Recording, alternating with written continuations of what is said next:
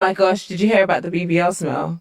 I have heard about it. Oh my gosh, that Woman on TikTok that is talking about how she had to have her BBL removed because it stunk. She said it smelled like raw flesh and that she said the smell was horrible.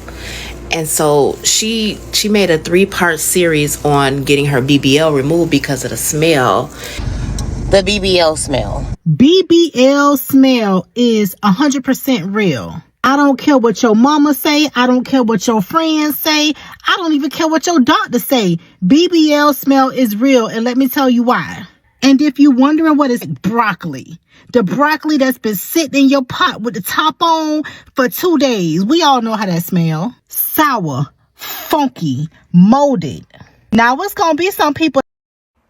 Phinde ngikubingelele mbukeli ngikwamukele futhi ohlelweni ihlongandlebe show. Ihlongandlebe kuwuhlelo oluzimele futhi olungathathi inhlangothi. Sifunda indaba njengoba zinjalo zivela kubabhali. Incwadi ke enye elandelayo ifundeka kanjena. Sicela uWandi asizwe, iBBL isiyabola. Sawubona sisinozipho, ngiphinde ngibingelele nabalaleli nababukeli bonke bohlelo ihlongandlebe show. Sisinozipho ngiyacela ungizwe uphinde futhi usabalalise nanku umbiko ophuthumayo. Ngibhalile lencwadi, ngibhala ngesimo sokuthi ngishawa uvalo kakhulu. Into enza ukuthi ngishawe uvalo yingoba umshana wami usejele lapho kuboshwe khona i-celebrity noma usaziwayo uWandi Ndlovu. Futhi ke ngathi izinto azimnandi neze lapho bekhona. Umshana sisinozipho uthi bayahleka kodwa ngaphakathi bayakhala. Uphinde athi umshana uthi kuhleka noma kufiwe yingakho behleka kodwa isimo asihlekisi njengoba iBBL kaWandi Ndlovu seyisengozini enkulu.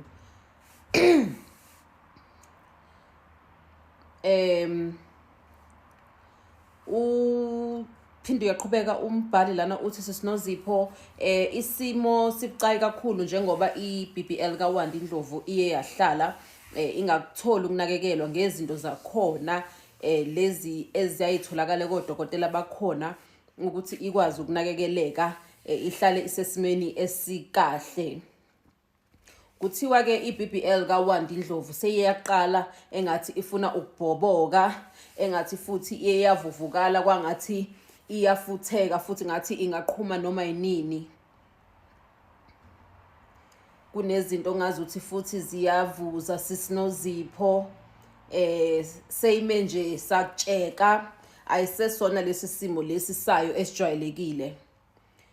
Futhi ke nasephungeni ayisakunuki kahle kangangokuthi abantu sebeyanqena nokuthi bahlale eduze kwakhe. Sisinozipho iboshwe ezinye ke kanye naye umshana wami lo oseseleli naye uWandi Ndlovu bake bacela ukuthi ke basuswe kuleseli kodwa ke amaphoyisa azange abavumele. Uthi umbhali sisinozipho impela umshana wami ukhala ngempela uthi isimo sibi akukuhle neze neze akusahlaleki inhlobo egumbini linye noWandi. Ngakho ke ngiyacela sisinozipho ngicela umphakathi futhi nami ngicelwe uye umshana wami ukuba ngimcelele sicele noma ubani ongasiza uWandi. Singacela lapha yana ku uCN decaying angazi ukuthi lifundwa kanjani leli gama. CN decaying Buji or CN Buji.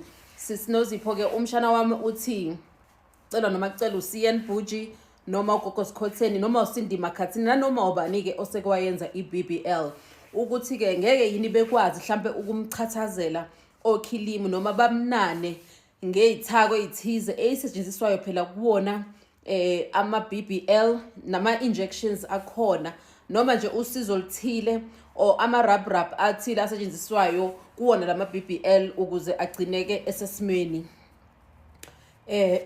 Sorry.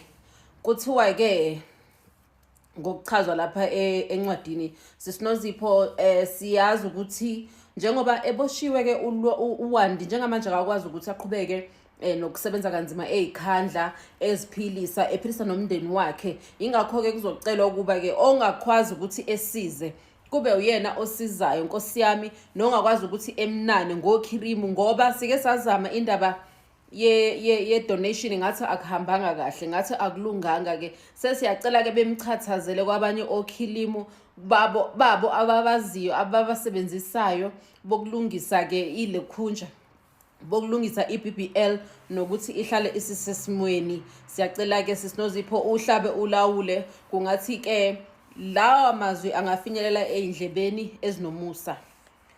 Ifuneka kanjalo ke incwadi balaleli, njengoba nizwile ke isimo sibucayi kakhulu laphayana kudadewethu uWandi Ndlovu owaziwayo kakhulu ngeBBL yakhe emise okwe Hourglass, nokuthenga isikhathi esithize wahamba waye Nigeria wafika wayenza khona obekade iphilela nje impilo emnandi until athi uzama ukubuyela ngapha ekhaya evakashile, kanti usezokwehlelwa iwona ke umshophi.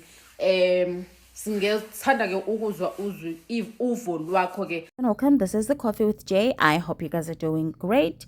Now, obviously, this video is a little bit too late because Wandi and her sister were finally released from prison, but that is not the factor here.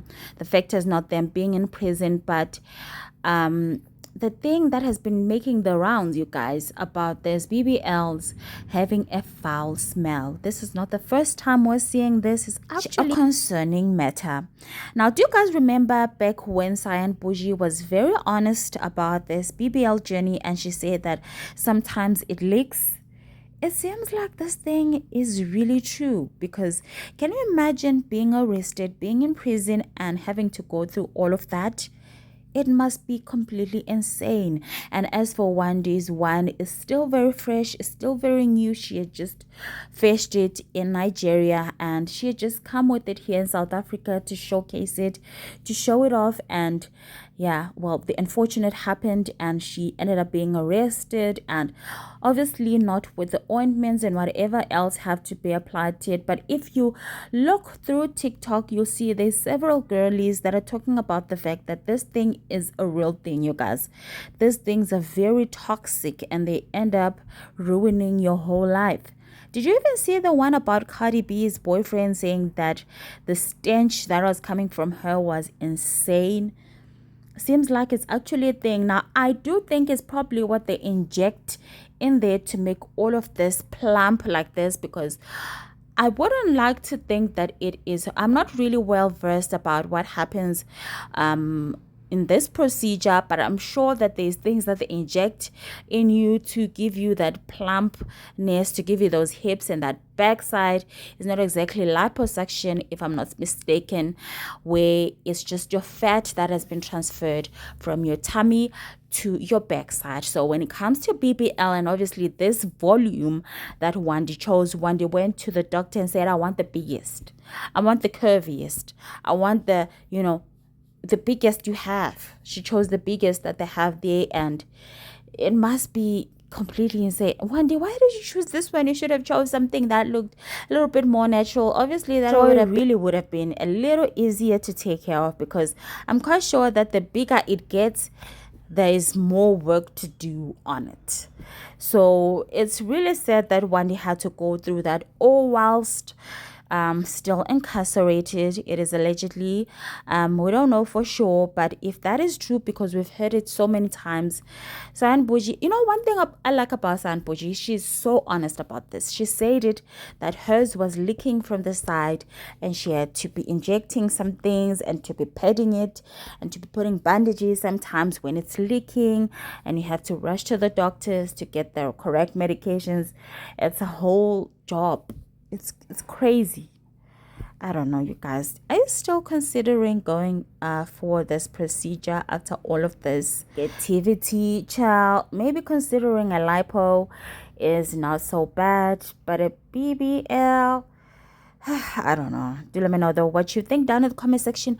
Please don't forget to like this video before you leave. Subscribe if you haven't, and I promise you, you're not gonna regret it. You are absolutely gonna love it here.